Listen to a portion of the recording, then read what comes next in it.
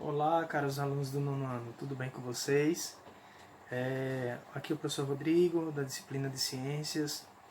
Vamos para mais uma videoaula, né? Enquanto essa pandemia não passa, a gente tem que continuar assim. E a nossa aula de hoje vai ser sobre as propriedades gerais da matéria química. Espero que vocês gostem, é um assunto muito bom, certo? Se tiver alguma dúvida, por favor, entre em contato e chega de papo, vamos para a aula.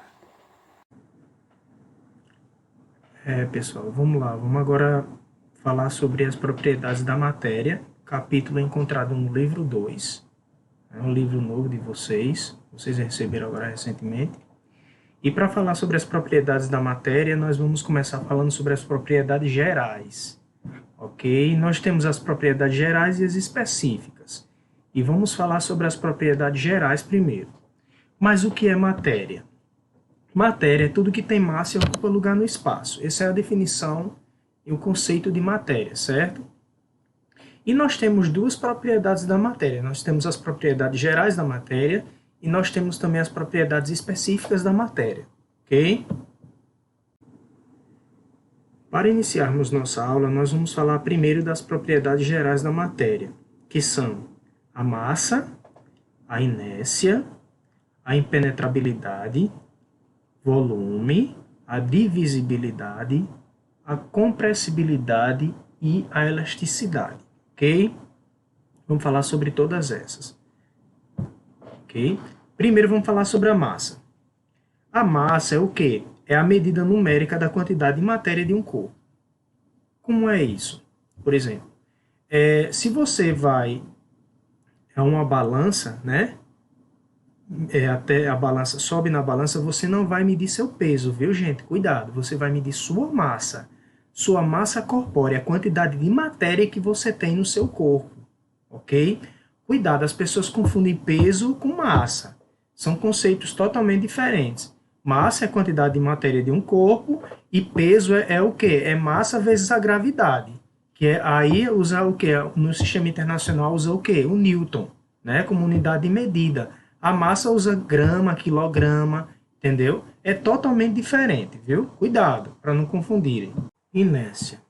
Vamos falar um pouquinho sobre a inércia, né? Uma propriedade da matéria que tem permanecer a situação que se encontra. Que a matéria tende a fazer isso, né? Quase que eu não falo. O que acontece nesse caso? Quanto maior a massa de um corpo, mais difícil é dela se alterar, de sair de inércia ou de parar, né?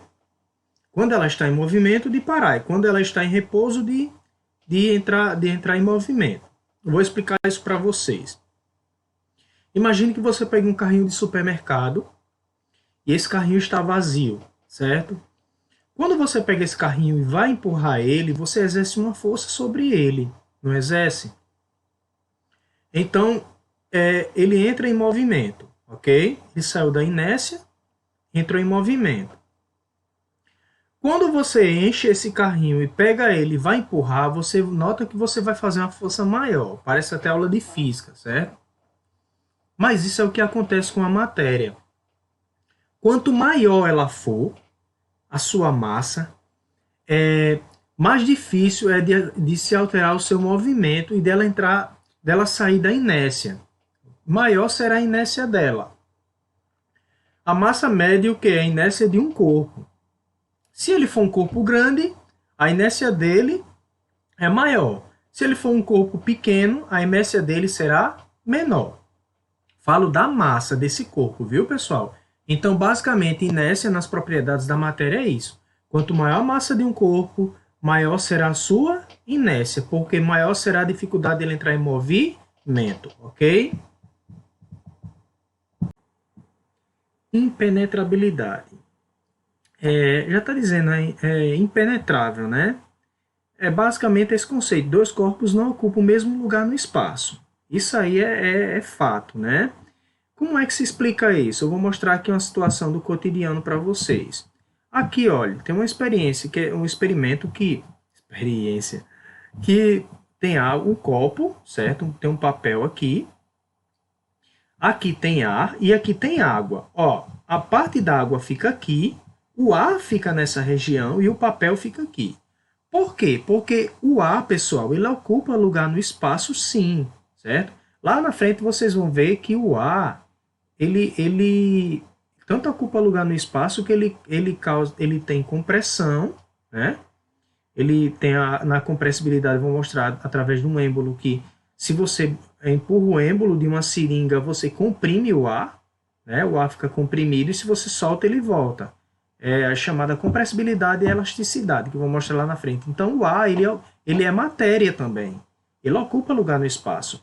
Então, aqui, ó, tá mostrando que o ar e a água não tá se misturando. E o papel fica aqui nessa região aqui, ó. Certo? Então, é impenetrabilidade. É quando um corpo, dois corpos não ocupam o mesmo lugar no espaço. Basicamente isso, ok? Volume. Volume é a extensão do espaço ocupado por um corpo em um determinado local. Vou dar um exemplo de um tanque de gasolina ou porta-malas de um carro, né? O volume ele é medido em comprimento, altura versus largura, certo? E a sua unidade padrão é metros cúbicos. O pessoal usa muito litros ou mililitros no cotidiano. Eu vou usar o exemplo do tanque de gasolina. O tanque de gasolina, ele alcança determinado volume de gasolina. Por quê? Porque ele ocupa uma extensão, certo? Aquilo ali é uma extensão de um corpo. Ele só alcança aqueles 40 litros de gasolina. Gasolina é o volume máximo que ele alcança. Então, isso é volume. É o quê? É a extensão de um corpo ocupado por um... É o espaço ocupado por um corpo, certo? Agora vamos para divisibilidade, ou seja, divisão. A matéria ela pode ser dividida até o menor fragmento possível em determinadas situações. Mas eu vou mostrar a divisibilidade, o exemplo de divisibilidade da matéria de uma maneira mais simples.